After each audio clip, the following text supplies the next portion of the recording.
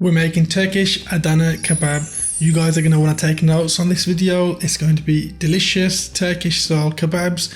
Let's get right into it.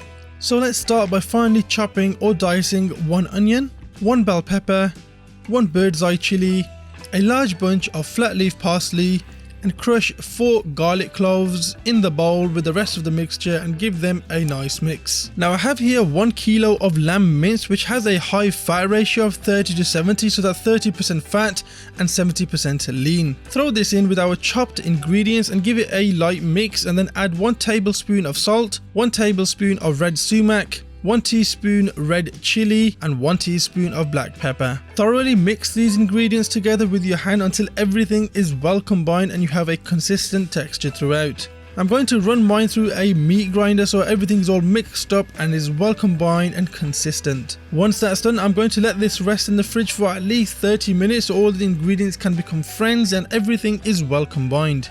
30 minutes later, our meat is ready to skewer, so get yourself a handful of meat shaped into a small ball-like cylinder and then run your skewer through the meat as if you're cutting it in half. When it looks something like this, start sealing off the meat in a downward motion by pressing it with your thumb and fingers while resting it in your palm.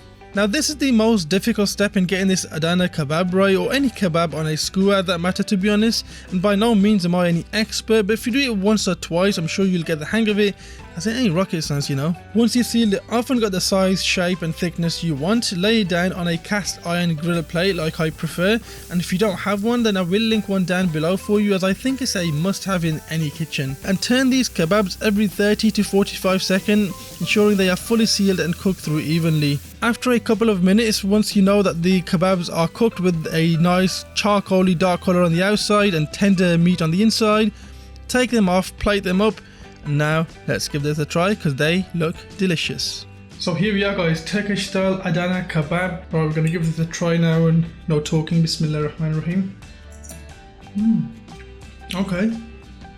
It's definitely different to the kebab I made previously. This is my first time making Adana Kebab and honestly, I think it's pretty damn good. They kind of different to the ones I've made in the past, my shish kebab styles. They were more spicy and with more spices in there. These are quite low on the spices, but the flavour profile was right up there. I can't say which is better. I mean, these definitely do taste fantastic, but they're just 2 different kind of kebabs. If you want to check that recipe out, I'll leave that down in the description below, and go ahead and make this. If you do, let me know how these have come out in the comments below, or show me a picture on Instagram as well, that you can follow me on there. Thank you so much guys for watching. Be safe, stay safe, and I'll catch you all in the next video. Assalamu alaikum.